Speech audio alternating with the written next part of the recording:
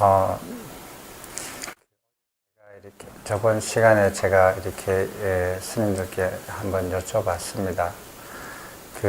이 강의를 통해서 기대하시는 게 무엇인가라고 말씀을 여쭤봤는데, 저는 이 강좌를 통해서 기대하는 게 있습니다. 저한테 안 물어봐 주셔서 제가 이번 주에 말씀드린 겁니다. 저는 이렇게 스님들께서 부처님 가르침을 체계적으로 일목요연하게 이렇게 이해를 하셔서 설법에 대한 마음의 태도를 5가지를 다 갖추셔서 어디서 계시든지 누구를 만나든지 간에 부처님 가르침을 잘 설명해 주실 수 있으시고 가르쳐 주실 수 있으시고 또 스스로 배운 대로 자기 수행을 다른 사람한테 의지하지 않고 스스로 배운 바대로 부처님의 수행을 따라서 성취하시기를 기대합니다. 시간이 조금 그럴지 모르겠지만 하여간 제가 최선을 다해서 한번 이렇게 스님들 이해하시는데 도움이 되도록 노력해 보겠습니다. 자, 그러면 제가 조금 더 가까이 해 보겠습니다. 자, 저번 시간에 우리가 부처님의 가르침에 따라서 어떤 차례대로 공부를 해서 진행해야만이 최종적으로 정각에 이룰 수 있는가 하는 내용을 이렇게 경전에 여러 군데 보면 차제가 나와 있어요. 근데 조금씩 이렇게 앞뒤가 안 맞는 것들이 있고 그랬습니다. 그래서 제가 그거를 정리를 해보니까 처음에 바르게 이해를 해야 돼요. 가르침을 바르게 이해해야 된다. 바르게 이해를 해서 거기서 하나라도 인지하게 되면 그걸 통해서 출가를 하게 돼요. 그 가르침을 이해한 것을 바탕으로 해서 출가를 하게 되고, 출가를 하면은 적절한 범행처를 찾아야 됩니다. 아무 데나 가서 수행할 수 없잖아요. 적절한 범행처를 찾아가고, 그 적절한 범행처에서 개를 구족합니다. 그 단계가, 차제가 개를 구족해서 그 다음에 그 도량에서 만족하는 일상생활을 갖춰야 되고, 그리고 감각의 대문을 단속합니다. 이까지요. 예, 저번에 한 게 이까지입니다. 그리고 나면은 10결과 5개를 하나씩 버리기 시작해야 되는데, 그 5개와 10결의 제일 밑에 있는 것, 최적된 게 공통이 똑같아요. 감각적 욕망입니다. 감각적 욕망과 불선법을 떨쳐버리면은 이생희락지가 있는 초선정에 이입을 하게 됩니다. 초선정에서 그리고 난 다음에 정생희락지가 있는 이선정으로 들어가게 되고, 그 다음에 이희묘락지가 있는 삼선정에 들어가게 되고, 사념청정지가 있는 사선정에 들어가게 됩니다. 그리고 공무변처정, 식무변처정에 들어가게 돼요. 그 다음에 무소유처정에 들어갑니다. 무소유처정, 무소유가 뭡니까?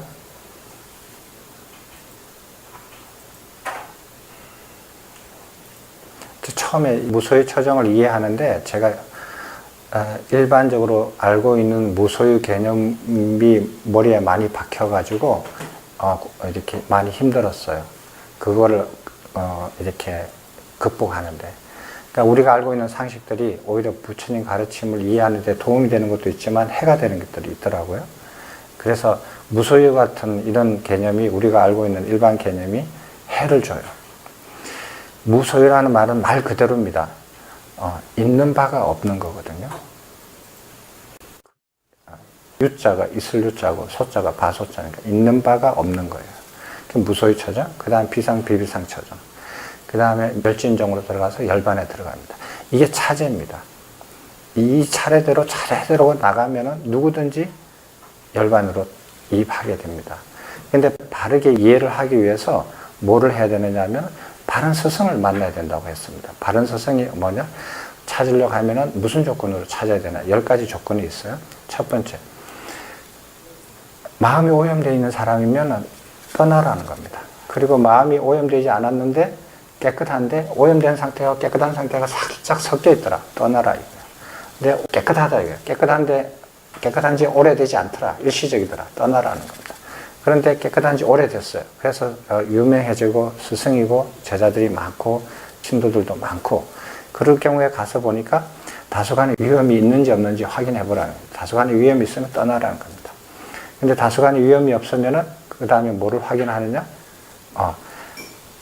의지적으로 자기가 억제를 해서 남 앞에서는 자신을 통제를 하고 남이 없는 곳에는 그냥 자기 마음대로 살고 그래서 해외여행 가면은 다 이렇게 옷을 바꿔 입고 막식을 하고 또 절에 오면은 또 이렇게 다른 사람, 아는 사람들이 보면 또 행동이 달라지고 자기 억제로 그렇게 하는 거 아닌가를 판단하는 그게 아니더라. 자연스럽게 마음이 고요하고 깨끗하더라. 그럼 마음이 고요하고 깨끗한 게 어떤 원인에 의해서 그렇게 된 건가를 보는데 그게 감각적 욕망을 쫓아버려서 그렇게 생긴 건지 아닌지를 확인하라는 겁니다. 그리고 난 다음에 그게 감각적 욕망을 쫓아버려서 저분이 항상 고요하고 깨끗하더라. 그러면은 그리고 난 다음에 저분이 어떤 이유로든지 다른 사람을 한 번이라도 경멸하는 적이 있는가? 경멸을 한 적이 있는지 없는지를 확인하라는 겁니다. 경멸한 적이 있으면 떠나라는 겁니다. 경멸한 적이 없더라. 그러면은 이런 사실들을 자기가 눈과 귀로서 확인한 사실들을 구두로서 그분한테 확인을 하라는 겁니다. 근데 그분이 대답을 회피한다든지 거짓말로 한다든지 아니면은 질문 못하게 한다든지 이러면 떠나라는 거예요. 그리고 대답으로 다 들어서 옳은 대답을 들었다 하면은 그 다음에 그분이 이런 교수법을 이렇게 갖췄느냐 안 갖췄느냐를 판단하는 겁니다. 교수법이라는 것은 낮고 쉬운 단계부터 높고 미묘한 단계까지 빠짐없이 차근차근하게 이렇게 가르치고 그 다음에 거친 것에서부터 세밀한 것까지 가르치고 그리고 그렇게 가르치면서 사람들의 인연에 따라서 그 사람들을 인지하게 법을 하나를 인지하게 하고 그 다음에 성인하게 하고 인지하게 하고 체득하게 할 수 있게끔 그렇게 이끄는 사람이 바른 스승이다. 그럼 바른 스승을 만나서 어떻게 했냐? 바르게 배워야 된다는 거예요. 바르게 배워야 되는데 바른 스승이 아닌 사람들은 뭐 이렇게 특출한 사람들, 특별한 능력, 일반 사람들보다 뭐 특출한 능력이 있는 것 같은 사람 이런 것으로 현혹되지 말라는 거예요. 그 다음에 바른 스승을 만났으면 바르게 학습을 해라. 어떻게 학습을 했냐? 깊이 사유하고 깊이 관찰하는 거예요. 이게 핵심이에요. 그래서 자기가 이해해서 받아들이는 거예요. 반복 학습을 통해서 받아들이는 게 아니라 자기가 깊이 사유해가지고 그걸 자기 걸로 만드는 거예요. 이게 바른 학습입니다. 승인하고 인지하는 거예요. 그래서 승인하고 인지하는 요 사이가 어떻게 보면 정견을 갖춰가는 그 단계라고 볼 수 있습니다. 성취하는 것은 이렇게 배워서 마치는 거죠.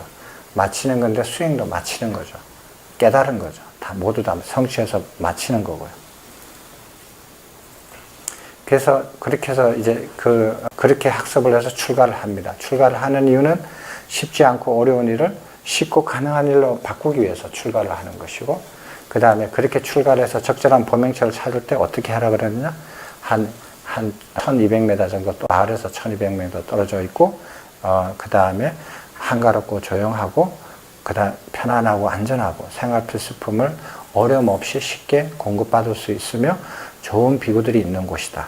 이런 곳으로 찾아서 도량을 찾아라 가라고 했습니다. 그러면은 여기서 좋은 비구라는 어떤 비구냐? 믿음이 있고, 무엇에 대해서? 가르침에 대해서 믿음이 있고, 침착하고, 너무 이렇게 열심히 하지도 않고, 너무 게으르지도 않고, 침착하고, 정직하고, 적어도 배움에 있어서는 정직하고, 그 다음에 정진을 하고, 삿대를 하는 사람이 좋은 비구예요. 그러면 저혈한 도반이라고 나와 있거든요, 경전에. 그 저혈한 도반이 뭐냐? 저혈한 도반은 사귀지 말고, 만나지 말고, 피하라 그랬어요. 그렇게. 저혈한 도반은 어떠냐? 법을 바르게 이해하지 않아요. 그리고 법을 바르게 이해하도록 누가 가르치면 수순하게 안 따라요. 그리고 자기 생각만 고수를 해요. 자기 생각만 자꾸 고수를 하고. 그리고 저혈한 도반과 사귀어요. 이런 특징을 가집니다. 자기 생각을 고수한다고 하는 것은 자기가 깨닫지 않았다면, 진리를 깨우치지 않았다면 자기 생각을 고수할 이유가 없거든요. 깨우치려고 온 사람들이니까. 그러니까 깨우치지 않는 것을 알면서도 자기 생각을 고수를 한다라는 것은 그런 깨달음에 관심이 없다라는 거죠. 자기 생각을 고수하면서 깨달음을 자기 생각 안에다 다시 이렇게 갖고 싶으냐? 그런 일은 안 일어나요. 그런 일은 일어나지 않으니까. 그래서 이런 사람들은 저열한 도반이다. 저열한 도반하고 사귀지 말라. 저열한 도반하고 사귀면은 그 사람은 좋은 도반이 아니다. 그거는 저열한 도반으로 전락하고 마는 거다. 이렇게 이제 되어 있습니다. 저기 마지막 니까야 두 번째 경전에 보면 모든 뭐죠? 모든 번뇌 그 경에 보면은 나옵니다. 그죠? 저열한 도반하는 피해가라고. 피해가는 번뇌의 종류에 보면 그게 그렇게 나와요. 그렇게 해서 그 도량에서 좋은 비구가 있는 도량에서 그런 도량에서 오래 머물리신 장로 스님한테 부처님의 가르침을 상세하게 언제든지 어려움 없이 쉽게 원할 때마다 배웁니다. 그래서 그래서 이제 그 배울 때 정법에 대한 바른 태도는 법이나 설법자나 자기 자신을 무시하고 멸시하지 말라. 얕잡아 보지 말고 마음을 가다듬으면서 온전하게 주의를 기울여야 되고 자만심을 버려라. 자기 자신한테요. 그 다음에 설법하는 바른 태도는 내가 남을 위해서 법을 설법할 때 마음의 태도는 쉽고 낮은 단계부터 높고 미묘한 단계까지 내가 차례대로 빠짐없이 가르쳐 주리라 라는 마음을 가져야 돼요. 마음만 가지는 거 아닙니다. 실력도 가져야 됩니다. 그렇잖아요. 마음으로만 다 설명할 수 없는 거 아니에요? 나는 그렇게 가르쳐 주고 싶은 마음인데 못 가르쳐 주면 안 되죠. 그리고 가르칠 때 법의 전체 구조 안에서 그걸 하나씩 가르쳐 줘야 되겠다. 이렇게요. 그래서 하나를 가르쳐 주면서도 법을 전체를 이렇게 파악을 해서 그 하나하나를 가르쳐 줘야 된다. 다른 거 다 모르고 딱 한 경전만 계속 10년, 20년 가르치면은 그건 별로 도움이 안 돼요. 왜? 모든 경전을 어떻게 되어 있는지 모르고 그 경전 하나만 계속 하면은 그게 전체 법의 구조에서 그 경전이 가지고 있는 어떤 뜻인지 그런 걸 파악을 못 하거든요. 그럼 그게 함몰돼 버려요. 가르치는 사람이 그렇게 하면. 가르치는 거에 그 전체를 뜻을 모르고 그 하나만 자꾸 반복적으로 가르치는 스승한테 배우면 그 스승의 가르침에 함몰되어 버려요. 제자가. 그래서 헤어나오지를 못합니다. 스스로 힘으로 헤어나기가 굉장히 어려워요. 아주 뛰어난 사람이 아니라면. 그리고 이제 중생들을 연면하는 마음으로 가르치다. 그리고 설법하는 대가로서 어떠한 생활 필수품이나 돈이나 재물이나 명예를 추구하지 않는다. 그리고 자타를 멸시하거나 칭찬하지 않는 방법으로 가르치겠다. 이 5가지 설법하는 마음의 태도를 갖추시고 능력을 갖추신 분이 계시면 저는 정말 이렇게 그런 스님들을 모셔서 어디든지 이렇게 부처님 가르침을 남을 위해서 설법하실 수 있게 했으면 참 좋겠어요. 만약에 여러분들이 원하시면은 BTN에 강의하시기를 원하시면 제가 이렇게 연결시켜 드릴게요. 할 수 있습니다. 그 다음에 정법을 수호하는 마음을 갖추셔야 되는데 법을 배우는 모든 과정에서 항상 법을 존중하면서 해야 된다. 그 다음에 정법을 항상 배운다. 남에게 설명해 준다. 내한테 정법을 배운 사람이 다른 남한테 설명하도록 항상 허락을 해준다. 그 다음에 정법을 잊지 않고 호지한다. 자기 스스로가. 잊어버리지 않는다. 그리고 배운 것을 항상 깊이 사유한다. 딴 생각 안 한다라는 거예요. 이렇게 해야 정법이 자기 안에서라도 수호가 됩니다. 그리고 좀 더 디테일하게 들어가면 정법을 표현할 때 바른 단어와 바른 표현을 항상 써라. 그래서 뜻이 바르게 전달되게 해라 하는 겁니다. 그리고 그거 배울 때 인내하고 수순하라는 거고, 그 다음에 타인한테 열심히 가르치라는 거예요. 그 다음에 도량에서 항상 내가 배우고 가르치는 것에 대해서 일목요연하게 그걸 가지런하게 하라는 거예요. 다른 걸 가지런하게 하라는 게 아니라 항상 범행체에서 배우고 가르치는데 일목요연하게 이렇게 해야 된다는 거예요. 그 다음에 이렇게 그 도반들하고 화합을 하는데 무엇으로 화합을 하느냐? 족구로서 화합하는 게 아니라 산행으로 화합하는 게 아니라 정견으로서 화합을 한다. 그렇게 해서 편안하게 머물도록 한다. 이게 정법을 수호하는 겁니다. 그렇게 해서 이 5가지 조건을 갖추면 누구든지 정각을 이룬다고 하셨어요. 좋은 도반, 그 다음에 바른 가르침을 언제든지 자기가 원할 때, 궁금할 때 배울 수 있고, 그래서 자기가 개를 구족하고, 그 다음에 자기가 정진을 열심히 하고, 이렇게 그만두지 않고 끊임없이 정진하고, 그리고 사티한다. 그러면 누구든지 정각을 이루게 된다. 그 다음 해탈의 장소, 자기 내면의 해탈의 장소는 어떠냐면은 항상 배운다, 가르친다, 그리고 암송하고 독송한다, 그리고 깊이 사유한다, 그리고 사퇴한다. 그러면은 그 자기 내면이 그 해탈할 수 있는 갖춰지는 범행처가 된다. 내적 조건이 만족이 된다. 어떤 것들은 다 겹쳐요. 조건들이. 이렇게 해서 성단들이 화합하고 번영하게끔 한다. 화합하고 번영할 때 정기적으로 모일 때 화합하고, 모여서 결정할 때 화합하고, 모여서 헤어질 때 화합해서 헤어진다. 그리고 모여서 이렇게 해서 결정된 것들은 항상 존중하고 지킨다. 자기 의견하고 틀릴지라도 이런 도량에서 오래 살은 장로비구를 존중하고 경청한다. 그리고 감각적 오욕의 지배를 벗어나도록 각자가 노력해야 된다. 그리고 각자가 자기 범행에 큰 관심을 둬야 된다라고 되어 있어요. 큰 관심을. 근데 다른 데 관심을 두면 안 된다. 다른 사람의 범행에 관심을 둔다든지, 승가의 번영에 관심을 둔다든지, 중생 제도에 관심을 두면 안 된다. 각자 자기 범행에 관심을 둬야 된다. 그리고 사띠를 확립한다. 이 7가지를 하면은 비구 성단이 항상 번영하고 화합할 거다. 이렇게 그 경전에 이렇게 요약이 되어 있습니다. 그래서 아직 오지 않은 좋은 출가자들을 오게 하고, 아직 오지 않는 좋은 비구들을 오게 하고, 이미 와 있는 좋은 비구들과 화합하여 편안하게 머문다. 이겁니다. 자, 그래서 개를 구족하는데 짧은 길이의 개를 구족하고, 중간 길이의 개를 구족하고, 긴 길이의 개를 구족합니다. 긴 길이의 개를 읽어보셨으면 아시겠지만, 그릇된 생계수단을 다 이렇게 먹고 살면은 그릇된 생계수단이다. 저렇게 먹고 살면은 그릇된 생계수단이다. 라고 탁탁탁 다 하나씩 다 지정해 주셨어요. 그럼 비구들의 올바른 생계수단은 무엇입니까? 네? 네. 맞습니다. 아주 스님들 훌륭하시네요. 그 비구들의 정명이죠. 정명에 해당되는 바른 생계수단은 탁발입니다. 탁발 위에 다른 거 없습니다. 그래서 탁발 위에 다른 어떤 방법으로 생계수단을 유지하는 것은 그릇된 생계수단이라고 이게 긴길이게 해서 가르치는 겁니다. 그런 거를 잘 이렇게 받아들이는 겁니다. 그렇게 해서 개를 갖추어서 도량에서 개를 갖추면은 그러면 이제 그 일상생활이 만족하는 일상생활을 갖추게 된다. 일상생활에 만족스럽다. 만족스러운 것은 자기가 원하는 대로 다 되어서 만족스러운 게 아니라 먹고 살고 입고 행동하고 하는 기본 생활이 내가 공부하고 수행하는데 어떠한 영향도 끼치지 않는다 하는 겁니다.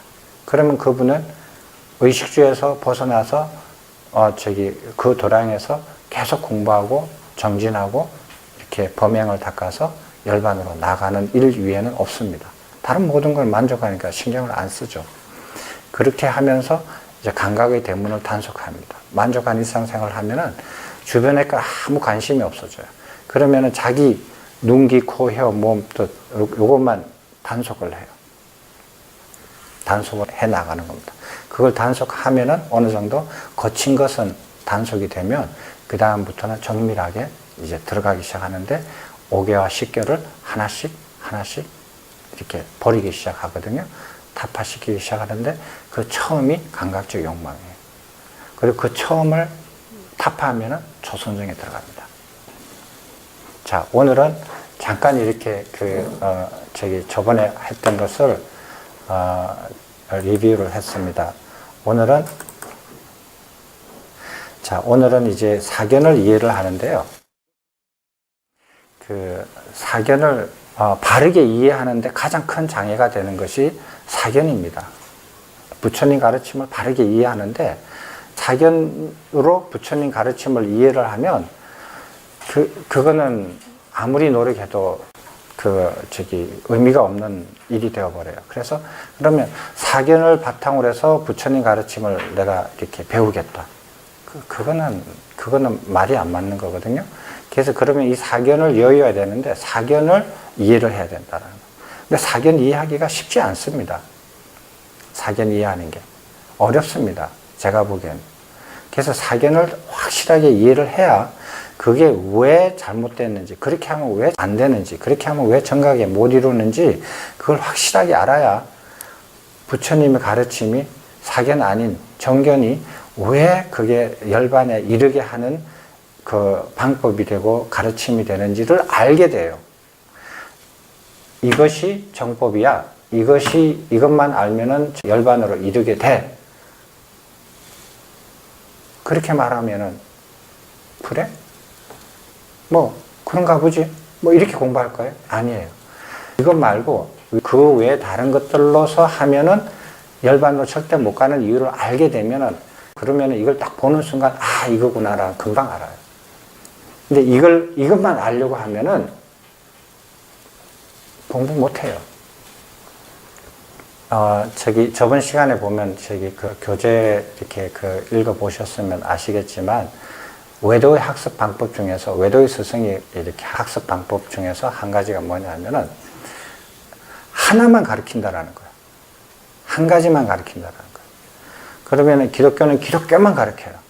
모슬람은 모슬람 교리만 가르쳐요. 다른 거 안 가르쳐요. 그것만 가르쳐요. 그것만 반복적으로 계속 가르쳐요. 그래서 그것만 알아요. 그래서 다른 걸 들으면은 그 안에서 예를 들어서 불교의 입장에서 배우지 않고 그 안에서 불교는 이런 거야 라는 것으로서만 불교를 배워요. 그렇게 해서는 안 된다는 거예요.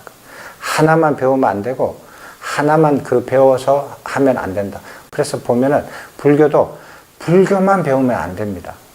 정법만 배우는 게 아니라 사견을 분명히 배워야 돼요. 그래서 부처님께서도 사견에 대해서 36견, 62견 이런 것들을 상세하게 설명을 해 놓으셨어요. 근데 사견이 이해하기가 쉽지 않아요. 근데 한번 해보시겠습니다. 전변서를 그거 준비하신 분들, 스님들 혹시 해보셨습니까? 한번 강의해 보실래요? 어떻게 준비 좀 해보셨습니까?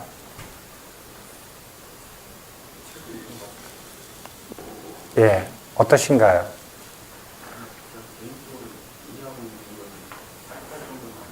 혹시 그 소주제에 대해서 이렇게 발표 준비하신 분 안 계십니까?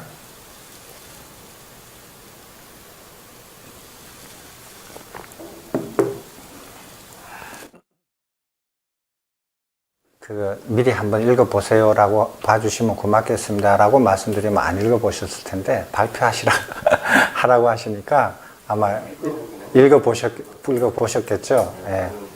네.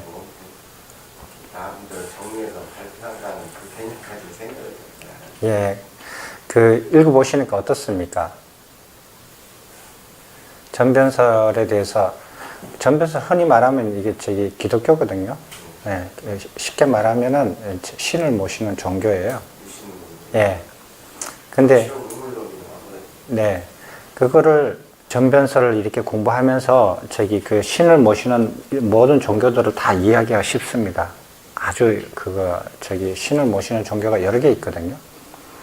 지금 전 세계에서 7대 종교라고 하는 것 중에서 신을 모시지 않는 종교는 불교뿐이 없습니다. 다 나머지 6개는 다 신을 모십니다. 유일신, 다신, 삼신 이렇게요. 다 신을 모시는 종교들이에요. 그래서 그거를 잘 이해를 하시면 좋을 텐데, 그러면은 이렇게 발표하신 준비를 하시는 동안 이렇게 나름대로 이렇게 책을 보셨으니까 한번 토론하시면서 같이 한번 보시겠습니다. 저하고요. 자, 맨 처음에 이렇게 저는 이렇게 동국대 10년 이상 있으면서 범어가 부처님께서 말씀하신 오는 줄 알았어요. 굉장히 무식했죠. 그래서 근데 이렇게 경전을 읽어보면서 이게 아닌 거예요. 버머가 부처님께서 말씀하시고 설법하신 언어가 아니라는 걸 군데군데 나오더라고요. 그리고 부처님께서 백인인지 뭐 무슨 인종인지 그런 거 별로 관심 안 가졌거든요. 근데 이게 니카야 경전을 읽어보니까 그런 것 대화들이 자꾸 나오더라고요. 근데 이게 웬일이지? 그런데 왜 사람들이 이런 걸 전혀 말도 안 하고 가르치지도 않고 관심도 없었을까? 이게 굉장히 재미있는 건데. 그 보면은 그 브라만들하고 외도들하고 부처님하고 이렇게 토론하는 거 이렇게 가끔 보면은 그 브라만들이 부처님 보고 너는 얼굴색이 까무잡잡하다 이거야. 그런 기절 나오죠. 우리는 하얗다 이거야. 우리는 하얗는데 너는 까무잡잡하다. 너는 열등한 민족이다. 너는 열등하다. 우리는 우등하다. 이런 식으로 이렇게 대화하는 장면들이 나와요. 그래서 그 인종에 대한 어떤 그 차별 같은 것들을 지적하는 대화들이 나오거든요. 몇 군데 나옵니다. 그래서 제가 그 보면서 이때까지 이런 면으로는 생각도 안 해봤는데 니카야 경전에 이런 게 나오는구나. 그래서 면밀하게 봤어요. 저는 아까 전에 스님께서 뭐 그거 말씀드렸지만 동국대학교 선학과에서는 주로 이렇게 그거 선종, 조사선, 뭐 선전 이런 것만 관심을 가지지 부처님 가르침이 뭐고 이렇게 인도 고대 역사가 어떻게 됐는지 이런 거 별로 관심 안 가져요. 그래서 저는 전혀 문외한입니다. 근데 그 경전을 읽으면서 인도 고대사를 모르고는 이거는 한 발자국도 움직일 수 없는 상황이 있더라고요. 저는 전공도 해보지도 않고 관심도 없었고 들어본 적도 없고 배운 적도 없는데 공부하다 니카야를 읽다 보니까 그 벽에 딱 부딪히는 거예요. 그럼 어떻게 하느냐? 그럼 토굴에 내려가서 뭐 어디 청강을 해야 되냐? 그렇게 하기는 늦었다 이거예요. 그래서 그 책을 목록에 있는 책들을 쫙 다 이렇게 사서 보내라 그랬어요. 택배로. 그래 받아가지고 쫙 비교해가면서 읽었어요. 읽는데 어떤 책은 자기도 모르고 써요. 사람들이. 그런 책들이 많습니다. 자기도 모르고 막 이렇게 베껴서 쓰는 책들이 많은데 그런 거는 보면은 조금만 읽으면 알거든요. 그런 건 참조로 이렇게 펼쳐놓고 책을 한 권을 계속 읽어봤는데 호진 스님께서 번역하신 그 인도사인가 뭐 있어요. 1권 이건 굉장히 두꺼워요. 그 책을 보니까 아주 좋더라고요.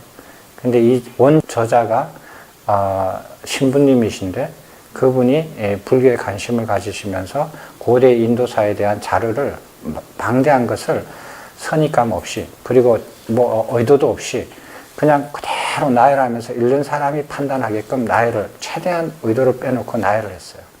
그러니까 그게 굉장히 도움이 됐어요. 그래서 계속 한 100번은 넘어봤을 겁니다. 계속 보면서 이제 그게 이해가 되기 시작하더라고요. 그래서 그 부처님의 이렇게 그때의 상황, BC 5세기, 6세기의 그 상황들을 이해하기 시작했어요. 이해하는데, 이때까지 알고 있던 거, 모르고 있던 거, 이런 것들, 알고 있던 것이 막 뒤집어지고, 모르고 있던 것들이 많이 있다는 걸 알게 됐어요. 제일 처음에 뭐냐 하면은, 아리안족의 침입입니다.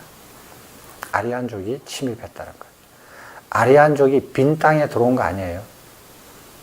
인도 그 대륙이 비어있지 않았어요. 사람들로 가득 찼었어요. 그런데 아리안들이 침입하기 시작해요. 아리안인들이 침입했는데 아리안들이 어떤 민족이냐 아시잖아요. 지금 유럽 사람들의 조상입니다. 백인들의 조상이에요. 그러니까 미국, 뭐 유럽, 게르만족, 그 다음에 중동에 있는 이란 계통에 있는 사람, 다 똑같은 조상들이에요. 그 사람들이. 근데 중동 사람들하고 유럽 사람들하고 전쟁을 굉장히 많이 했거든요. 오랜 세월 동안 원수처럼 지냈거든요. 조상이 같은 사람들이에요. 그 사람들은. 근데 그런 백인들의 한 부류가 이렇게 인도로 내려오기 시작합니다. 그게 아리안의 침입이에요. 근데 아리안의 특징이 뭐냐면은 북의사예요. 북의사에 아버지가 최고예요. 그 다음에 철기를 썼어요. 철기를 쓰고 그 다음에 유목민족이에요. 유목민주고, 종교적으로는 베다교라는 종교를 가졌어요. 그런 특징을 가진 사람이 내려오는데, 정치적으로는 전제, 군주제, 그러니까 한 왕이 모든 권한을 다 가지고 통치하는 제도, 전제 군주제예요. 이런 제도를 가진 그 문화의 특성과 종교 특성과 정치적인 특성을 가진 그런 민족들이 내려오기 시작해요. 근데 침입을 하는데, 그 우리가 이렇게 알고 있는 전쟁들의 침입은, 예를 들어서 알렉산더 대왕이 인도를 침입했을 때 하고 완전히 다른 침입이에요. 여기는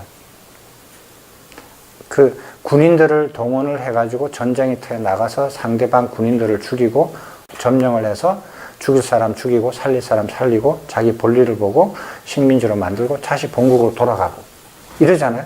모든 전쟁이 대부분 그렇습니다. 근데 이 전쟁은 이 침입은 그렇지가 않아요. 그렇지가 않고 어떻게 했냐면, 군인들이 몰고 들어가서 전쟁을 할 때도 있겠지만 침입 자체가 어떤 거냐면은,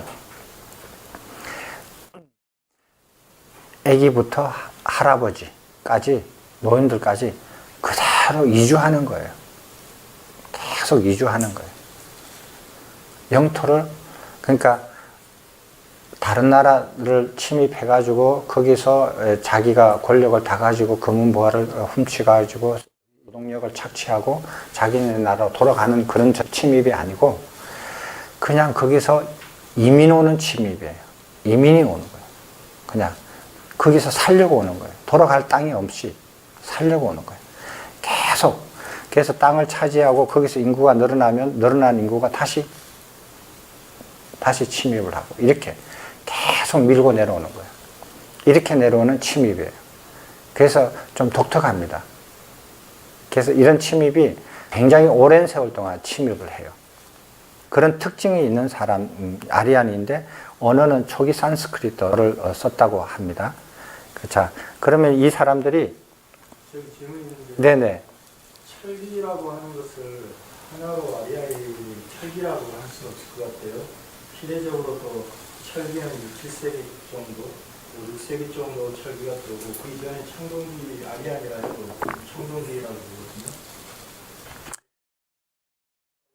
아리안이 15세기 정도, 이제 코카스 산맥에서 점점 내려와서 그리스로 일부 빠지고, 또 이란 쪽으로, 페르시아 쪽으로 빠지고, 그리고 나서 네. 번자부, 우화 지방이 이제 네. 있다고 그랬잖아요. 그 네네. 우화 이전에 그 인더스강 상류 쪽에 모헨조다로 하라파라고 하는 네. 그 토속 민족의 그 문화가 문명이 있었고, 그 문명이 이제 청동기 문명이었고, 네.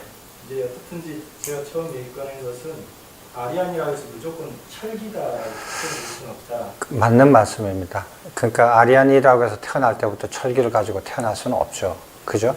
근데 이제 스님 말씀하신 대로 아리안이 들어오기 전에 그 원래 있던 모헨조다로나 거기 그 인더스 강에 있던 사람들, 그 토착 원주민들은 청동기를 가진 거는 분명해요.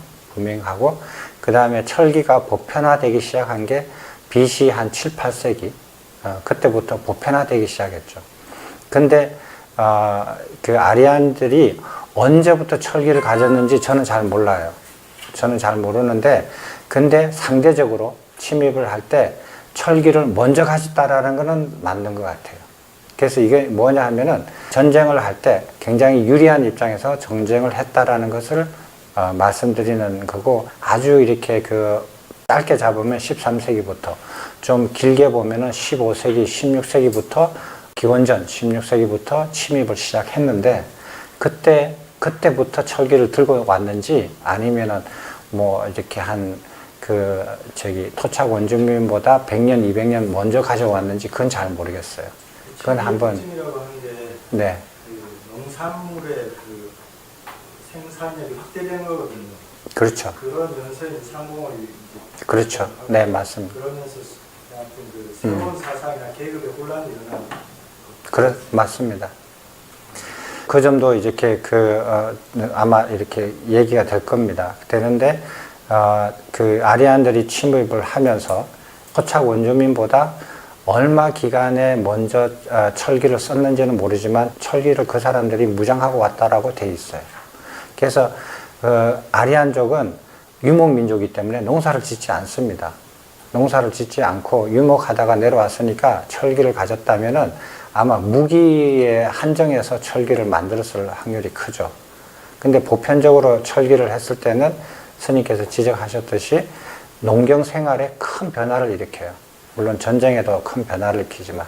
그래서 생산물들이 굉장히 많이 생기고 인구가 늘어나고 부가 축적이 되고 그래서 큰 변화를 일으킵니다. 이렇게 그 철기가 보편화되기 시작했을 때는 그 과정도 여기서 겪습니다. 그 스님 지적하신 것이요. 그래서 이런 아리안인들이 저기 이제 서서히 내려오는데 어디서 내려오느냐 하는 겁니다. 아시겠지만은 이 역사를 쓴 사람들이 주체적으로 쓰고 이 역사들을 정리하고 유물을 발굴하고 한 사람들이 대부분 유럽 백인들이에요. 그걸 염두에 두고 이렇게 공부하시면 좋겠어요. 근데 그 사람들이 어디서 내려왔다고 하면은 중앙아시아에서부터 내려왔다고 해요. 그러니까 아리안인들이 중앙아시아부터 내려왔는데 중앙아시아가 어디냐는 겁니다. 말이 중앙아시아지. 중앙아시아가 어디냐. 자, 중앙아시아가 있는데 저기 이렇게 보시면은 이렇게 황색으로 되어 있는 거 있잖아. 짙은 색. 그거는 러시아가 정의한 중앙아시아예요. 러시아에서. 그리고 까만 테두리 있는 거 있죠. 그거는 현대의 보편적인 정의라 그러는데 이거는 현대의 보편적인 게 누구냐 하면 유럽 역사학자들이 주장하는 이때가 자기들이 쓰는 중앙아시아라는 의미예요. 그러면은 근데 현대에서 유네스코에서 정의한 중앙아시아는 어디냐? 저기 중국 반 정도까지 다 합쳐서요. 네, 저게 몽고까지 합쳐서 가장 넓은 의미의 중앙아시아죠. 근데 이 역사를 쓴 사람들은 유네스코 사람들이 아니에요. 자기네 견해가 보편적이라고 주장하는 유럽의 역사학자들입니다. 그러니까 까만 테두리로 되어 있는 저곳 어디에선가 내려왔다라고 봐져요. 그럼 저곳이 어디냐? 여기를 보시면 아까 전에 흑해가 있었잖아요. 흑해 위로니까 알타이 산맥 이쪽에서 우랄 산맥까지 포함을 해서 저 평야예요. 아까 전에 그거 유럽에 보편적으로 정의 내리는 중앙아시아라는 게. 그럼 저 지역에서 내려왔다는 겁니다. 포인트가 없죠? 있습니다. 아, 그래요?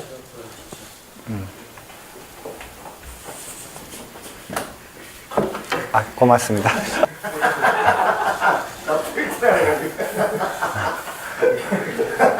여기는 수도. 아, 그래요? 예, 여기입니다. 여기 알타이 산맥이 있고, 우랄 산맥이 여기 있었고요. 그래서 여기서부터 흑해를 통해 가지고 이 지역까지. 여기에요. 그럼 여기에서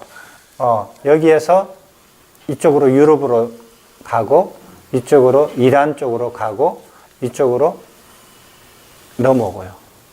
백인들이 왜 여기서 사는지는 모르지만 여기에서 어떤 이유로든지 간에 이제 그 유목 생활을 하다가 이제 흩어지기 시작해요. 흩어지면서 지금 유럽을 다 차지하고 중동을 다 차지하고 지금 인도까지 다 차지하고 미국까지도 다 차지했어요. 이 종족이. 그래서 지금 현존 인류의 주된 민족이 이 아리안족이에요. 그리고 현대 인류의 문명을 주도적으로 일군 종족들이 아리안족이에요. 백인들입니다. 어쨌든지. 그래서 이 사람들이 한 부류가 이쪽으로 해서 힌두쿠시에서 이쪽으로 내려와요. 이쪽으로 내려오기 시작합니다. 그게 가장 보수적으로 보면은 13세기, 조금 넉넉하게 보통 보면은 15세기, 16세기까지 봅니다. 다른 학설은 없습니까? 네. 아리안의 침공에 의해서 후자 지방을 거쳐가지고 벤스강 유역에 이제 아리안이가 분포됐다 그러는 학설이 말고 다른 그 학설도 있는 것도 고고학자들 입장에서는 다른 학설을 또 주장하거든요. 혹시 침공에 의해서 그런 게 아니라 가리라는 분이 쓴 그 논문을 봤더니 그분은 저걸 좀 왜곡된 어떤 거라고 주장을 하더라고요. 그분이 주장하는 것은 현재 나타난 고고학적 어떤 사료를 들어서 증명을 하고 있는데 그분의 주장은 무엇입니까? 그분이 주장하는 것이 뭐냐 그러면 자료를 이렇게 네네. 내놨는데 정치적으로 우리 지금 동북공정처럼 어떤 그런 것 때문에 정치권에서 이용을 해가지고 저 설을 계속 주장을 한다는 거예요. 네. 근거 자료는 나와갖고 이게 잘못했다고 벌써 그러면은 그분이 그거는 이제 의도는 그렇고 그러면은 그분은 아리안들이 그러면 어디서 왔다고? 자체 그 인도에 분포되어 있던 어떤 민족에 의해서 그런 식으로 그러면은 아리안들이 그 헐로 들어오지 않고 그 자리에서 인도에서 그대로 있었다라는 말씀이시네요? 뭐 여러 가지 이제 그게 있는데 아니요. 그러니까 그분의 결론이 뭐예요? 아리안이 그러면 원래 인도에서 어떤 인도에 있었다라는 주장입니까? 그 자체 알았습니다. 혹시 또 다른 네. 인더스 문명하고 네. 그 조사를 해보니까 네. 아리안족의 그 네, 네, 시간 빛이 좀 얼추 천여경하고 지금 좀 비슷하셨는데 네. 인더스 문명에 살았던 사람과 네. 아리안족이 종족이 아주 다릅니까 아니면 완전히 다르죠. 예. 완전히 다르죠. 그거는. 혹시 저는 제 생각이 이제 저 지금 아마 인더스 문명이 좀 발달을 해서 그 얘기 드릴 겁니다. 지금 다음 혹시 스님 제가 좀 네. 전에 카사스 산맥이라고 표현을 했거든요. 어디요? 그거는 여기 그루지아, 조지아, 러시아 쪽 예 그쪽이고 이란 위쪽이거든요. 무슨 산맥이요? 네, 코카서스. 예예예 이제 그 전에는 그 김종욱 교수, 예. 김종욱 교수가 쓴 그런 책 그리고 또 다른 책에서 이제 그 설을 볼 수가 있어요. 우리가 인도 유럽편이라고 하는 이제 네네. 이 시조가 그 아리안족인데 코카서스 산맥, 네. 러시아 남부, 이란 이라크 북쪽, 네. 그루지아 그쪽 땅이거든요. 네. 지금 여기 말씀하시는 것 같습니다. 예, 예. 거기서 네. 남쪽으로 내려다가 일부가 그리스 쪽으로 내려서 그리스 문명을 형성합니다. 네. 그리고 내려와서 페르시아 중동으로 내려와서 네. 그쪽에서 메소포타미아 문명을 또 형성합니다. 네네. 그리고 그 사람들이 또 인더스강으로 와서 인더스 문명도 형성을 합니다. 네네. 그렇게 해서 이 세 가지 문명 네. 시조가 같다고. 그럼요. 그거는 크게 동의합니다. 문명사가 크게 달라지는 건 히말라야를 두고 한족 문화를 다르다 그러거든요. 예. 완전히 다르다. 예. 또 하나는 세망족이라고 해서 유대인 그 최초의 언어 문자를 쓴 예. 페르시아 썼던 그쪽은 이제 약간의 좀 민족이 약간 다르고요. 예, 맞습니다. 그렇게 구분을 그 좀 예. 그러니까 이제 스님께서는 이제 이 근처에서 하나는 이란 쪽으로 들어오고 이란으로 해서 들어오고 한쪽은 인도로 들어오고 한쪽은 그리스인데 그리스가 여기 있나요? 여기 있거든요. 네. 그러면은 이게 일로에서 바다를 건너가든지 아니면 이렇게 해서 이렇게 가야 되거든요. 그거는 그리스가 굉장히 위쪽으로 편이 되는데요. 아, 이 지도는 여기가 그리스죠. 그죠? 예. 좀 위쪽으로 편이 예. 되는데 또 다른 원으로 보면 그리스는 남쪽이에요. 이쪽은 내려다 남쪽이고 예, 예. 그 지도를 찾아보니까 이게 행으로 정렬되어 있다고 이게 예, 예. 맞은 이쪽이 예, 아니라 예, 예. 이 지도상에 일렬로 이게 돼 있더라고요. 예. 큰 강을 끼워 그래서 이제 여기를 중앙아시아로 본다면은, 아까 전에 이렇게 중앙아시아가 이렇게 돼 있잖아요. 여기 정의가 굉장히 넓잖아요. 그러니까 여기에서도 하더라도 그 정의에 어긋나지는 않죠. 지금 우랄 알타이는 말 그대로 몽고족의 어떤 토양 그리고 이제 죄송합니다. 그 아리안족이 어디에선가는 내려왔는데, 그래서 저기 중동하고 인도하고 유럽을 차지를 했는데, 근데 어디서 내려왔는지 그 흔적을 못 찾아요, 아직까지. 그래서 어디쯤에서 왔을 거다라고 이렇게 하는데, 그곳에 갔더니 아리안 종족들이 남기는 어떤 고대 문명이 있더라. 이런 걸 아직까지 저는 못 봤거든요. 왜냐하면 유목민족이기 때문에 별로 남긴 게 별로 없을 수도 있어요. 그래서 이 부분에 대해서는 조금 이렇게 언어적으로 공통점이 있는 게 언어적으로 공통점이 있죠. 언어적으로 우리가 이제 라틴어 네. 지금의 이제 빨리 잉글리시 딕셔너리도 보면은 라틴도 설명돼 있고 이제 산스크리트도 설명돼 있고 빨리 설명도 돼 있고 그렇거든요. 그래서 그 라틴도 보면 피터 같은 경우는 이제 아버지 이런 뜻이잖아요. 삐뚤어 이런 뜻이 있거든요. 피터 같은 거.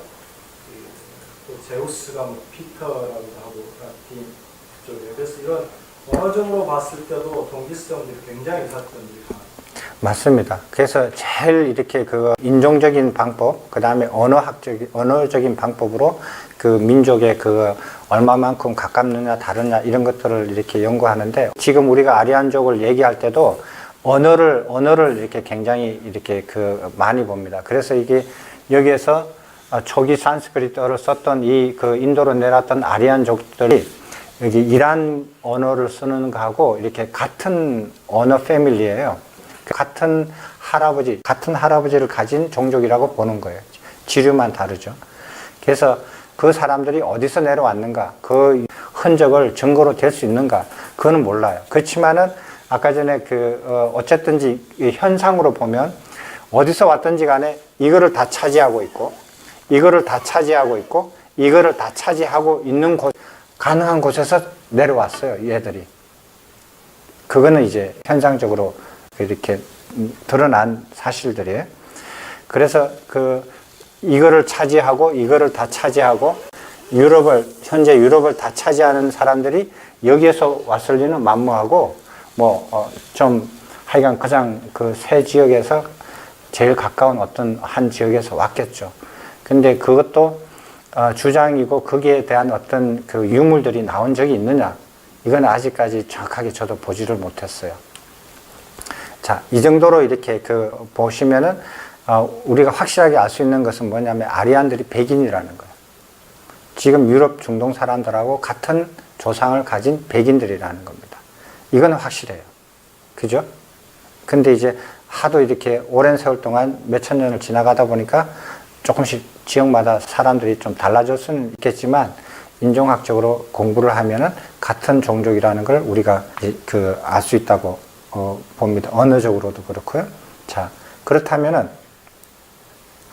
얘들이 어떻게 내려왔느냐 하면은, 이거는 자, 이렇게 내려왔어요. 이렇게 내려와서 이때가 언제냐면 1500년, BC 1500년경, 이게 1300으로 볼 수도 있고 1600으로 약간의 그거 있지만, 그 다음에 한 500년 더 지나서 이렇게 내려오고 나중에 겐지스강까지 이렇게 내려와요. 근데 여기까지 거리가 있거든요. 거리가 있는데 약 1000년이 걸립니다. 제가 한번 계산을 해보니까, 1년에 한 1-2km 정도? 한 2km 정도. 1년에 2km 정도 침입 배우는 거니까, 이거는 그냥 침입이라고 할 수도 없고, 아니라고 할 수도 없고, 굉장히 서서히 그냥 이주해가지고 완전히 다 이렇게 자기 걸로 만들어 버리는 거예요. 그렇게 했는데, 여기 이 사람들이 내려오기 전에 여기 인더스 문명이 있었다라는 거예요. 인더스 문명이 있었는데, 이게 아리안족들이 이렇게 내려왔고, 원래 살던 사람들은 이렇게 도망쳐 왔다라고 하는데, 이것은 너무 이렇게 성의 없이 그린 거고요. 이게 데칸고운인데 데칸고운을 넘어서 도망치지는 않죠. 이 사람들이 이렇게 내려와요. 이렇게 여기서 계속 밀려 내려갔다가 여기서 돌아서 일로 내려와요. 이게 맞는 말이죠. 예, 맞는 말인데, 우리가 아소카 왕이 마지막 전쟁을 하고 거기서 수십만 명의 피를 뿌리고 그 전쟁을 멈춘 지역이 이 지역이에요. 예, 이 지역일 거예요, 아마. 그러니까 더 이상 내려갈 수 없는 곳에서 마지막 전쟁을 피나게 한 거죠. 그래서 이렇게 원래 토착 원주민들이 밀려서 내려가다가 여기서 더 이상 갈 곳이 없으니까 이렇게 이 데칸고운을 이렇게 사이로 두고 해변가로 내려가서 남쪽에서 차지하고 있다가, 거기서는 이제 더 물러갈 곳이 없으니까 극렬하게 이제 저항을 하는 겁니다. 또 이제 하나 더 추가하는 건, 네. 아쇼카 왕이 석주와 암벽에 자신의 기록을 남기거든요. 근데 그때는 이제 육로라는 게 굉장히 거칠고 험하기 때문에 겐지지라고 하는 수로를 많이 이용했다는 거예요. 네. 그 석주를 은비니까지 이동시킨다든지 기타 다른 쪽으로 이동하기 위해서 겐지지강이라고 하는 그 수로를 많이 이용했다는 것이니까 민족 이동이나 부족의 이동도 방금 그렇게, 네, 맞습니다. 공진으로 이렇게 비틀어 예. 갔을 가능성이 훨씬 큰 거죠. 맞습니다. 조금 더 현대적으로 표현을 하자면, 지금 보면은 대통령이나 왕들, 통치자들이 집무실 있죠. 집무실에서 보면은 지금은 다 뭐가 있느냐면은 헬기장이 있어요. 헬기장이 있어요. 그래서 헬기를 타고 즉각 도망갈 수 있게끔 그렇게 되어 있습니다. 그리고 헬기를 타서 얼마 안 가서, 몇 분 안 가서 비행기장이 있어요. 그래서 거기서 헬기를 타고, 직무실에서 헬기를 타고 비행기장에 가가지고 비행기를 타고 날아갈 수 있게끔. 모든 나라의 대통령, 최고 통치자들은 시스템이 그렇게 되어 있어요. 그렇게 해야 자기가 이렇게 대처를 할 수 있는, 몸을 피해서 대처를 할 수 있거든요. 그럼 고대에는 어떻게 했냐? 그게 강이에요. 그게. 그래서 옛날 수도 옆에는 전부 다 강이 있었어요. 그게 지금으로 치면은 공항하고 같은 거예요. 빨리 움직일 수 있는 곳이니까.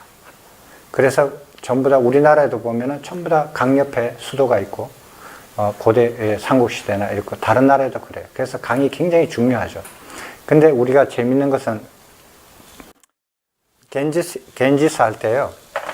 저는 저기 언어를 잘 모릅니다. 스님들한테 이렇게 그거 뭐 앞에 주름 잡는다고.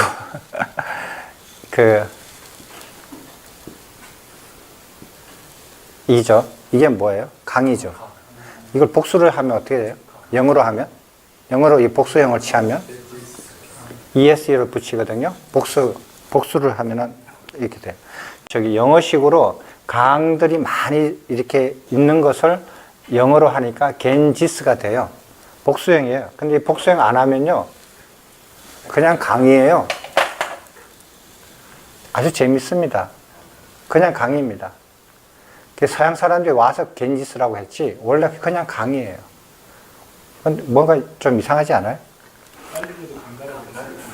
빨리로 강가라고. 예. 그래서 저도 이거 공부하면서 아주 신기한 게 많았어요. 그래서 이렇게 문명이 있는데, 근데 여기 우리가 문제는 뭐냐면, 여기에 인더스 문명이라고 이렇게 했는데, 발굴을 했는데, 이 서양 사람들이 발굴을 한 거거든요. 발굴을 했는데, 겐지스 강 쪽에는 발굴을 안 해요. 애들이. 그냥 어떤 기회에 우연하게 인더스 강 쪽에 발굴을 하고 난 다음에 겐지스 강 쪽에는 발굴을 전혀 안 하고 있거든요. 근데 뭐 여러 가지 이유가 있겠지만 하여간 여기 인더스 문명이 있는데 이거는 어떻게 됐느냐, 이 문명에 대해서 우리가 한번 좀 생각을 아까 해보셔야 됩니다. 해보셔야 되는 게 뭐냐 하면은 이게 아주 재밌습니다.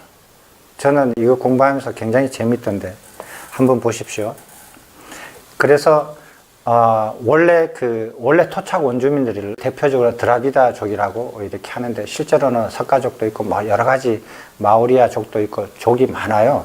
근데 유독 이렇게 그거를 통틀어서 드라비다족이라고 토착 원주민들을 이름을 붙이더라고요. 이게 서양 역사학자들이. 근데 그 드라비다족이 인도에서 쭉 이렇게 겐지스강 이렇게 펼쳐서 살다가 침입을 받으면서 도망가다가 지금요. 어떻게 분포되어 있냐면 이렇게 분포되어 있어요. 이게 왜 이렇게 되어 있지? 이렇게 붉은색으로 이렇게. 지금 드라비다인이 사는 남아시아 영역입니다. 지금. 그러니까 얘들이 여기서 인더스강 그 문명이 붕괴될 때 이쪽으로 피신해서 일부가 살아남았고, 그 다음에 아리안족이 침입하면서 여기서 군데군데 살아남으면서 남쪽으로 갔다가 지금 평화기를 맞이하면서 처음에는 이 정도로 아마 굉장히 압축적으로 이렇게 영역이 작아지다가 그 다음에 전쟁이 끝나고 그 다음에 인도가 통일되면서 이렇게 하층민으로 속하면서 평화 시간이 많이 지났잖아요. 그래서 인구가 늘어난 거예요. 늘어나면서 다시 올라간 것 같아요. 그래서 이게 원래 처음보다 좀 올라갔다고 봐야죠. 지금은 이렇게 분포되어 있어요. 이 드라비다족이. 그러니까 전쟁의 흔적을 지금도 약간 볼 수 있습니다. 이게 드라비다족이에요. 그 드라비다족은 무슨 언어를 썼죠? 네, 맞습니다. 타미르를 썼는데 지금 인도에서 공용어 중에 하나에 속하죠. 공용어가 8개인가 몇 개 있는데 그 중에 하나가 16개입니까? 그래, 맞네요.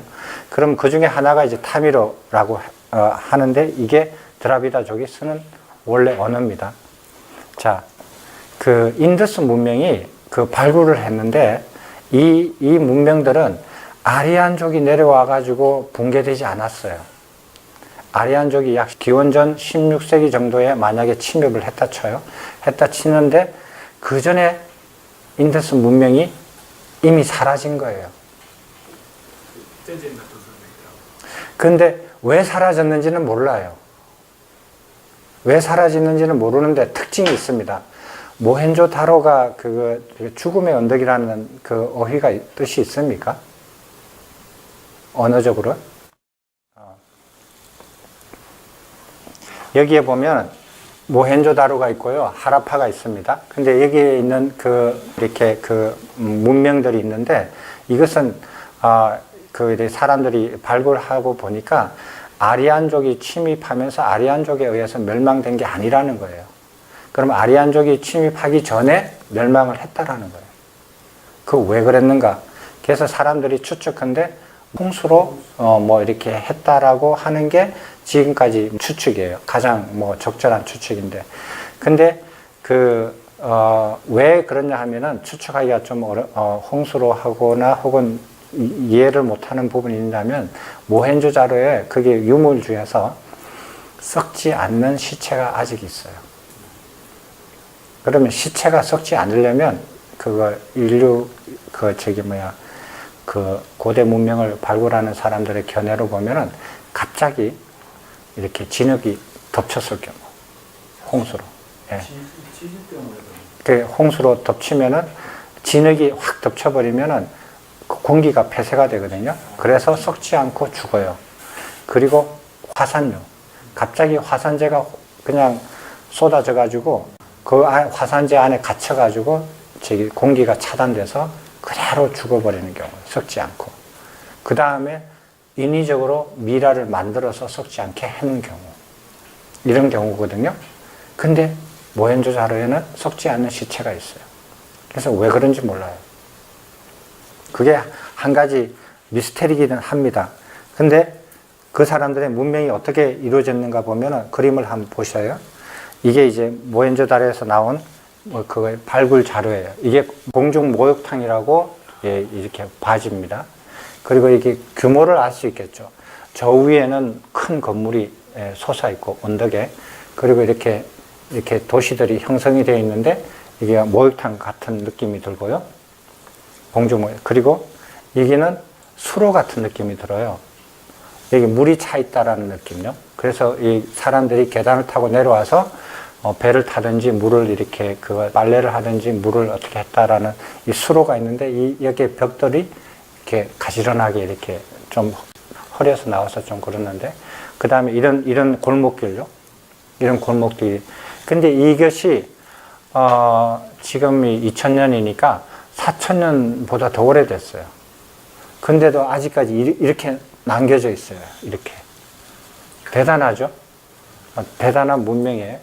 자, 그리고 또 한 가지 이제 사람의 그 풍습을 볼 수 있는 것은 이런 유품이 나왔어요. 이렇게 뭐 하는지는 저는 잘 모르겠어요. 이런 유품을 보시고요. 그 다음에 이 유품을 보면은 스님들이 아마 보실 거예요. 이렇게 자선하면서 이렇게 관을 쓰고 머리에 이렇게 큰 관을 쓰고 사람이 앉아 있는데 자선한 상태예요. 가부좌한 상태예요. 이제 탁자 위에. 그 다음에 이쪽에서는 이제 이게 확실히 보이죠? 가부좌하고 손을 이렇게 양쪽으로 내리고 큰 관을 쓰고 사람이 이렇게 자정에 들어있는 이런 모습들의 발굴이 많이 나와요. 그래서 그리고 또 한 가지는 이것도 나온 유품이에요. 이 만자잖아요. 만자가 이런 게 나와요. 그 다음에 이게 좀 밝지 않지만 이게 소 그림이에요. 소 그림이 나오고 여기에 무슨 상형 문자들이 나옵니다.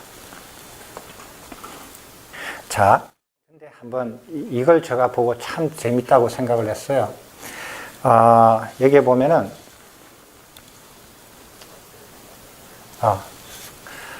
Indus Valley seal as usually oriented. 이렇게 rotate 180 degree 이렇게 해서 이게 인더스 문명에서 발견되어 있는 상형 문자들이에요. 보통 이렇게 발견이 되면은 사람들이 이렇게 본대요. 보통 보면은. 근데 이걸 180도로 돌리는 거예요. 이걸 이렇게 돌렸어요. 이 끝에 이렇게, 이게 얘가 여기 있잖아요. 이렇게 돌려요. 그러면은, 얘가 이렇게 되죠. 180도 돌렸으니까. 그죠? 180도 돌렸으니까 제가 일로 오고 얘가 일로 왔어요. 180 돌린 모양을. 뭐 이렇게 있는 걸 그냥 거꾸로 돌리면 되죠. 그렇게 했더니 뭐가 발견이 되느냐 하면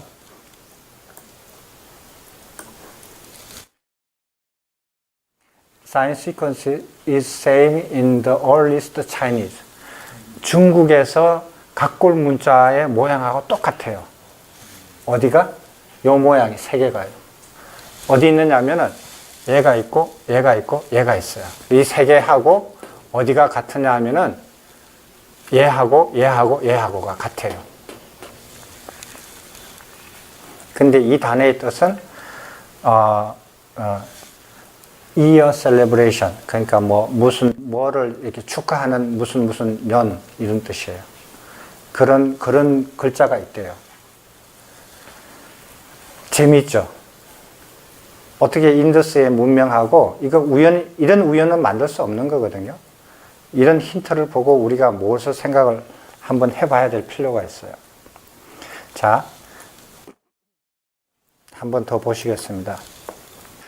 그렇게 해서 이제 그 아리안족들이 침입을 해가지고 거의 이렇게 부처님이 태어나셨을 그 당시까지는 어떻게 되냐면은 겐지스강 하류까지 거의 다 점령을 해서 16대국으로 이루어졌다.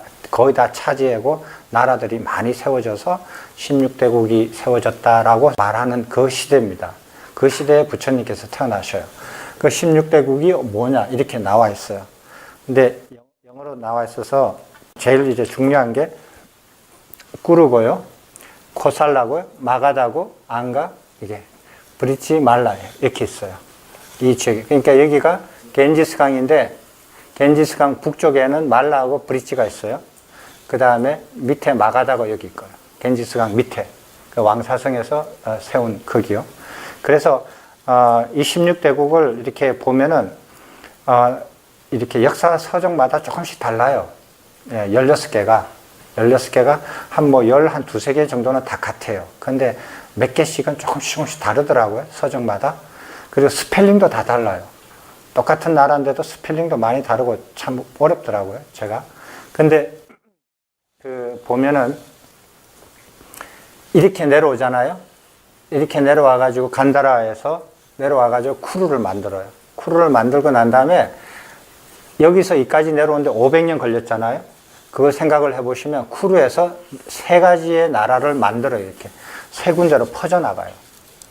여기서 본거지를 두고 여기서 내려와서 나라를 하나를 다시 베이스 캠프를 만들고 여기서 나라를 세 개를 이렇게 나눠 가져요. 그리고 가장 번성기 때에서 여기서 또 나눠져요. 세 개가 세 개로. 그 코살라가 있고 바사가 있고 이거 아반티가 있고 이렇게 나눠져요. 그리고 난 다음에 얘가 계속 번성을 못하고 여기 말라가 딱 이렇게 막아서요. 말라는 토착 원주민이 세운 나라예요. 얘들은 아리안족이 세운 나라예요. 내려오는데 말라가 딱 지켜 세워요. 코살라가 더 이상 동진을 못합니다. 그래서 강 밑으로 내려가요. 강 위를 차지하고 있으니까. 이게 브리치도 저기 비데하가 멸망을 당하고 토착 원주민들이 연합국을 만들어서 세운 나라예요. 그러니까 16대국에 이 두 개가 토착 원주민들이 세운 나라예요. 그러니까 얘들이 그 겐지스강 북쪽을 딱 차지하고 있으니까 얘들이 이제 강 밑으로만 나라를 만들어서 가요. 약간 위축이 되면서 그 다음 마가다를 만들고 안가를 만들어요. 이렇게 이제 나라를 만들어 가면서 그 토착 원주민들도 활동을 해요. 그렇게 이제 이런 상황이에요. 이런 상황에서 부처님께서 태어나십니다. 브릿지라크 이러니까 바치라크 잘 모르겠어요, 선생님. 맞지? 예, 뭐 이렇게 어떤 분은 뭐 이렇게 한글로 왓지라고 쓰기도 하고 어떤 사람은 또 이렇게 예, 봐도 되고 예. 그래서 영어식 발음을 좀 익숙한 사람은 비엇으로 표현하기를 원하고 또 어떤 분은 동그라미로 표현하기도 하고 그것도 제가 잘 모르겠어요. 그렇지만은 최대한 제가 전달해 보겠습니다. 그리고 이제 저기 한글로는 이렇게 되어 있는데 아마 저기 그 교재하고 비교해 보시면은 이해하실 수 있을 거예요. 이 시대가 이제 부처님이 태어나시는 시대예요. 그거를 이제 이해를 하시고요. 그리고 이제 그게 이렇게 진척이 돼서 이거는 부처님 시대에서 아소카 왕까지 시대가를 보면은 이렇습니다. 그 마가다가 이제 16대국을 다 통일을 하잖아요. 통일을 해가지고 이제 그 마가다가 통일을 했어요. 통일을 했는데 그러니까 아리안들이 만든 나라가 이제 그 통일을 다 했어요. 이렇게 그러니까 다 죽이고 이제 통일을 했는데 그 마가다국을 세운 사람이 빈비사라 왕이잖아요. 빈비사라 왕이 6대까지 가서 대가 끊겨요. 그 아리안카 왕조가 6대까지만 갑니다. 그러니까 빈비사라 왕이 초대, 2대, 3대, 4대, 5대, 6대까지 딱 끊어지거든요.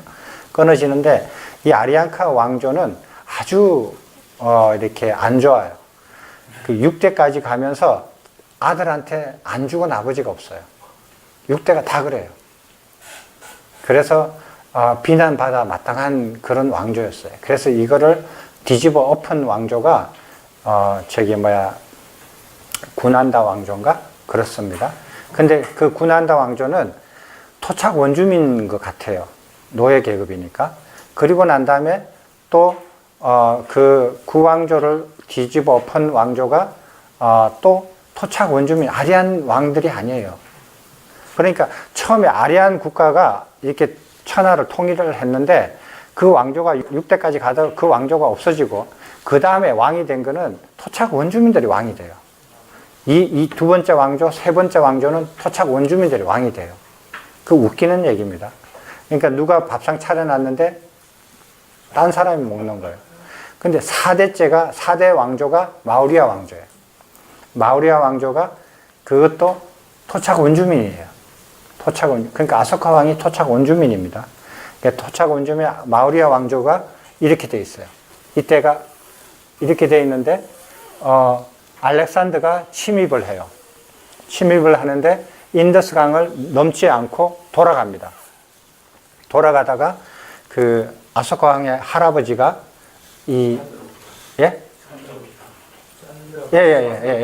할아버지가 총사령관으로 임명이 돼서 이제 이렇게 알렉산더 대왕하고 싸우러 나가요.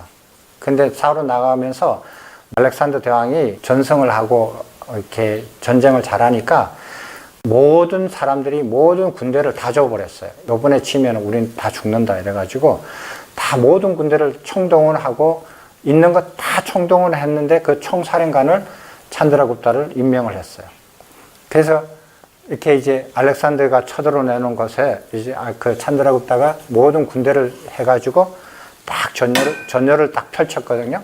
알렉산더가 딱 오니까 딱 보니까 오 마이 갓, 야 돌아가자 이런 거예요. 그 왜? 숫자가 너무 많은 거예요. 숫자가 너무 많고 코끼리가 너무 많은 거예요. 사람은 이겨도 코끼리를 어떻게 이기겠느냐는 거예요. 코끼리 부대가 너무 많고 그래가지고 알렉산더가 전쟁에서 싸우지 않고 돌아간 거는 여기가 처음이에요.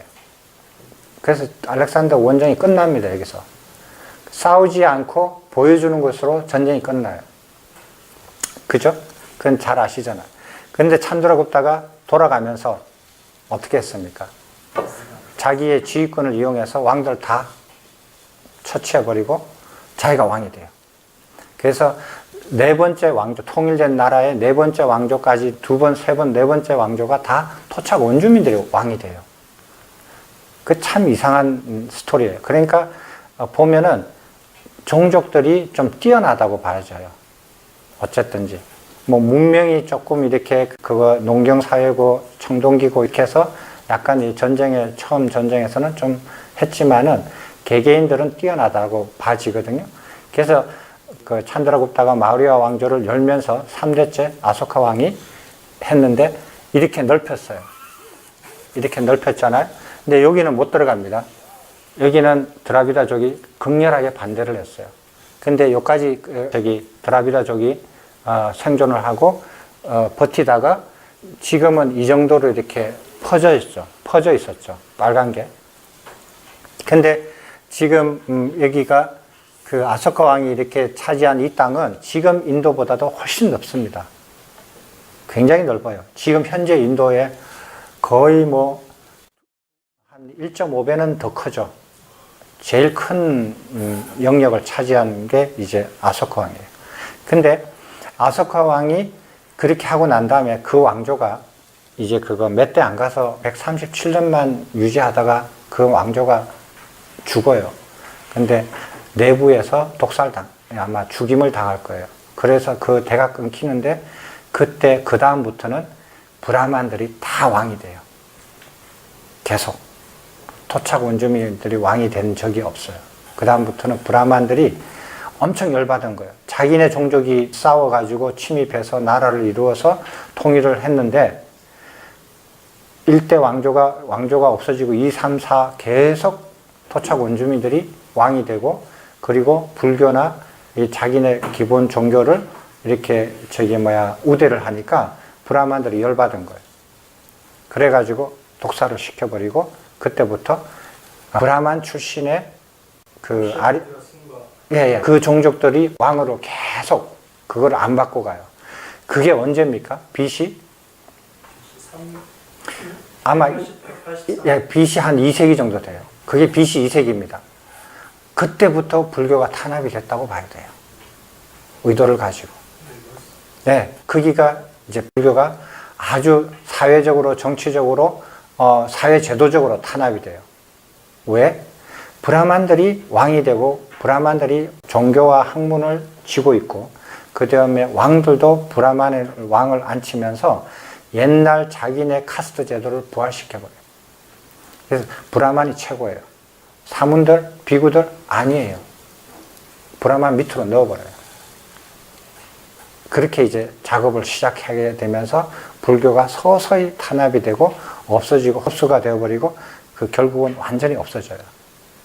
여기가 이제 그러니까 불교가 인도에서 부처님 살아계시고 그 다음에 아소카 왕 때까지 한 몇백 년, 아소카 왕에 있는 마우리아 왕조에 37년 동안 해서 하면은 한 3, 400년?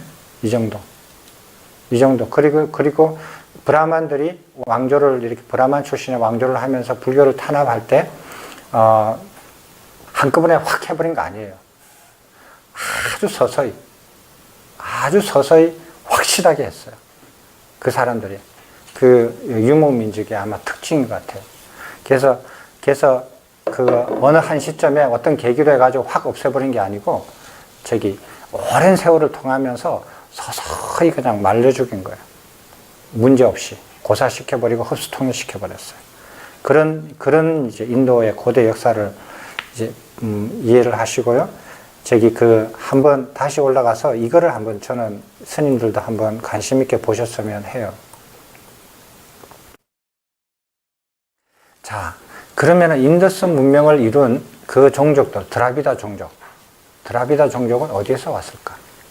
그리고 인더스 문명은 약 얼마 정도 유지가 됐을까? 혹시 아시는 분 계셔요? 조사를 찾아보니까 뭐 BC 3000년부터 네. 약 1000년까지 유지가 됐다고 자료는. 예. 그래서 이제 우리가 이렇게 모든 이렇게 그 고대 문명을 이렇게 연구한 것들이 다 서양 사람이거든요. 서양 학자들이에요. 그래서 그 관점을 조금 이렇게 봐야 돼요. 그걸 고지고대로 믿으면 안 돼요. 근데 인더스 문명이 아리안에 의해서 멸망되지 않고 아리안이 침입하기 전에 멸망을 했는데 약 한 2000년 정도 문명이 유지가 됐다고 봐져요. 그렇다면은 대략 보면은 기원전 4000년에서 2000년 정도까지 문명이 있었다라고 봐지거든요. 무슨 이유로 멸망된지는 몰라요. 지금 모른다라고 하고 약 2000년 정도 있었다.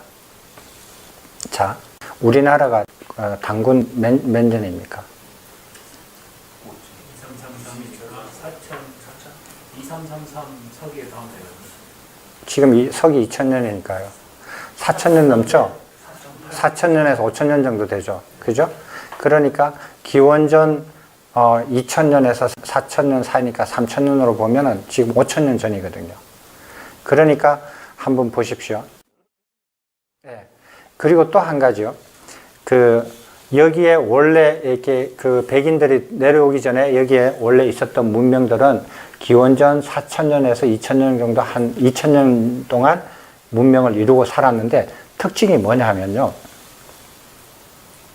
자, 모계사예요. 얘들은. 모계사이고 청동기를 가지고 있었고, 물론 이제 세월에 따라서 스님 지적하셨듯이 청동기에서 철기로 바뀌죠. 항상 토착 원주민에서 항상 청동기만 가지는 건 아니잖아요. 농경을 했다라는 거. 그 다음에 상형 문자를 가지고 있었다는데 지금 타미러를 드라비다족이 쓰고 있고, 지금 쓰고 있고요. 그 다음에 여신을 모셨다라는 거예요. 모계사회라서 여신을 모셨고, 그 다음에 연방공화제래요. 연방공화제. 그 연방공화제는 모여서 만장일치로 하는 거예요.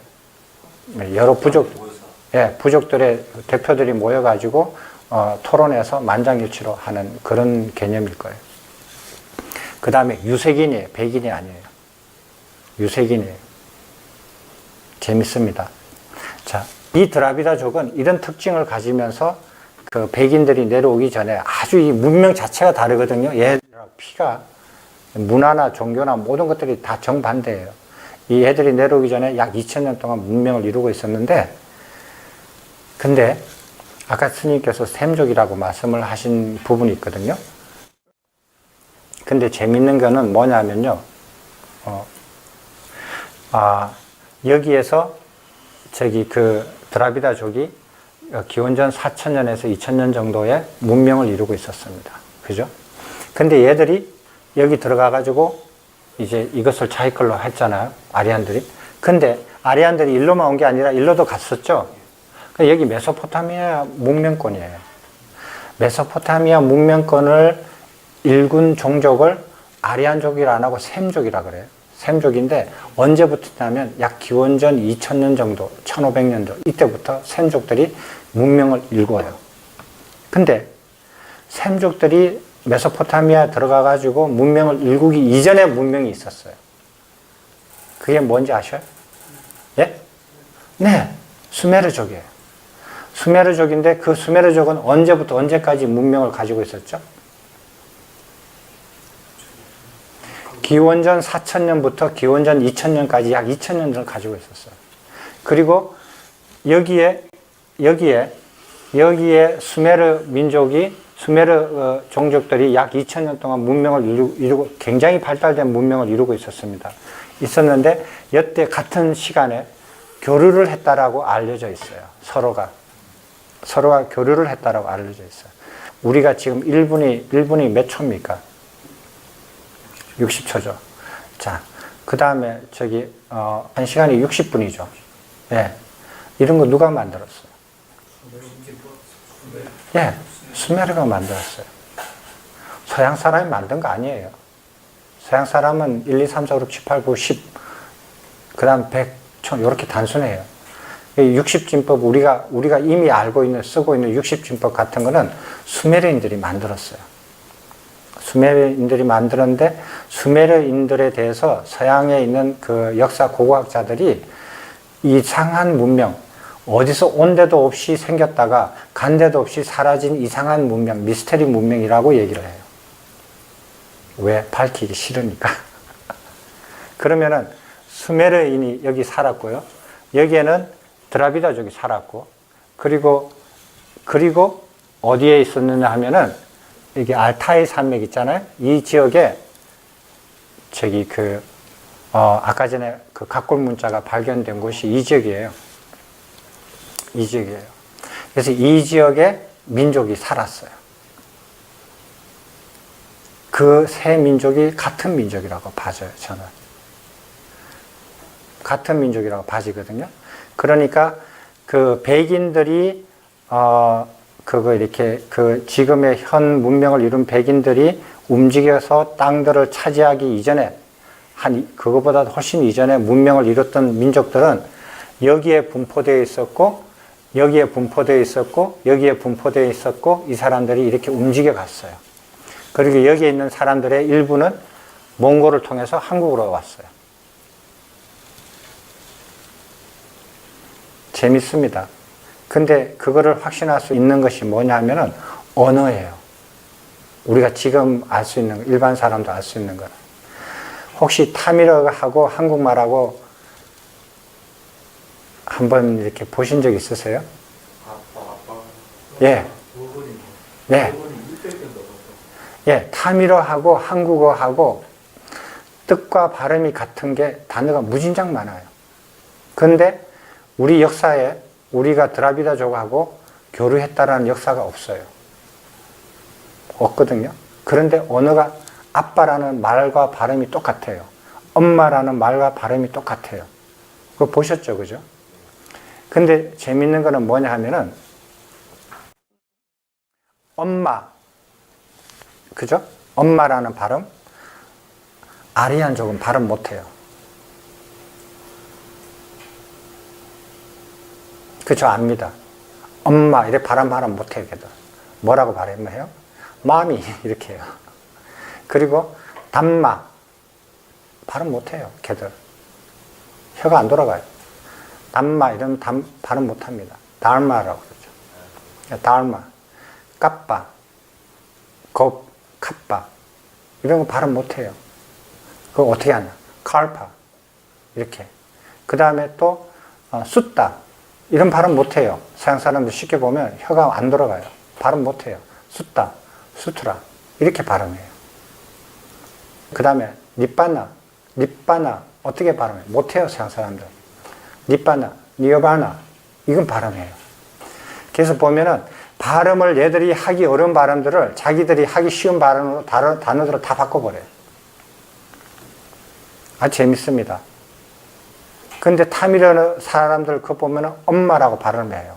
아빠라고 발음해요. 보다, 가다, 먹다 뭐 이런 거 다 똑같아요. 우리하고 발음하고 뜻이 똑같아요. 저도 그거 처음 보고 놀랐어요. 어디에도 이런 사실을 들은 적도 없고 배운 적도 없는데 가서 인터뷰한 걸 보니까 그렇게 돼 있더라는 거예요. 그러면 이게 무슨 소리냐? 아까 전에 그 몽고족 있잖아요. 몽고족이 여기서 각골 문자를 남기고 그게 이제 그 중국 사람들은 몽고족이 아닙니다. 그거 아시죠? 한족이 청나라 때 한족이 그러니까 몽고족의 일부가 그 중국을 통일시켜서 황제가 돼서 그 황족의 조상들이 몽고족이 있어요. 그렇지만 중국의 그 원래 본바탕에 있는 그 종족들은 굉장히 키가 작고 못생기고 그 이렇게 종자 자체가 달라요. 그래서 그거 몽고족이 들어가가지고 좀 섞이긴 했어요. 그래서 중국 사람들도 보면 한족 출신하고 전통 중국인 출신하고 딱 보면 표시가 엄청나게 차이가 많이 나요. 겉모양부터. 그래서 원래 중국인은 몽고족이 아니에요. 그래서 여기서 그 한족으로 넘어가고 이게 드라비다로 가고 그거 아까 전에 뭐라 그랬죠? 수메르로 가고 이런 것들을 한번 공부해 볼 필요가 있는데 근데 서양 사람들이 그 연구 안 해줘요. 알아도 안 해줘요. 발표 안 해요. 이것은 전부 다 미스테리라고 넘겨버리고 말거든요. 왜? 자기들한테 불리하니까. 그래서 자기들한테 유리한 아리안족과 그 다음에 그 중동, 지금 현재 중동인들, 그 메소포타미아 문명이 그 2000년, 기원전 2000에서 1504년 전에 그때부터 시작했던 그 문명들, 그 다음에 현대 유럽 사람들의 문명들, 이것만 자꾸 얘기해요. 그럼 이걸 동양인이 밝히면 되지 않습니까? 동양인이 밝히면 되는데, 아니, 그 공부를 하고, 역사학자들이 공부를 하고, 고고학자들이 공부를 하고 가서 발굴을 해야죠. 안 해요, 사람들이. 공부를 안 해요. 이런 거를 우리가 타밀어하고 한국말하고 이렇게 그 같은 단어가 수백 개가 된다라는 게 언어학자가 한 거 아닙니다. 비언어학자가 발견을 한 거예요. 재밌습니다. 네. 수메르족이 뭐 방금 말씀드린 시간 60분, 네네. 60초 네, 60진법. 그 날짜는 혹시 가면 쓴 흔적이 있습니다. 쟤네들 보면 뭐 빛이라든지 뭐 기원전, 뭐 기원호 보면 지금 뭐 서양 사람들이 기준 잡아서 막 그걸 했는데 그 부분은 잘 모르겠습니다. 다 1년을 12달로 만들고 하루를 24시간을 말고 낮을 12시간, 밤 12시간 이렇게 나눈 것은 수메르가 만들었는지 잘 모르겠어요. 그걸 60진법에 포함을 하는지 안 하는지 잘 모르겠어요. 그래서 그 부분에 대해서 뭐 이렇게 너무 깊이 공부하실 필요는 없지만 저는 이렇게 이걸 공부하면서 석가모니 부처님께서 백인이 아니라는 사실, 백인이 아니라면은 뭐냐는 사실이에요. 그래서 좀 더 이렇게 관심을 가지시고 자부심을 가지시고 불교를 공부하셨으면 좋겠다라는 의미예요. 되셨습니까? 해가지고요. 예. 적절한 시간이죠. 되셨습니다. 예, 감사합니다. 그럼 잠깐 쉬었다 하시죠.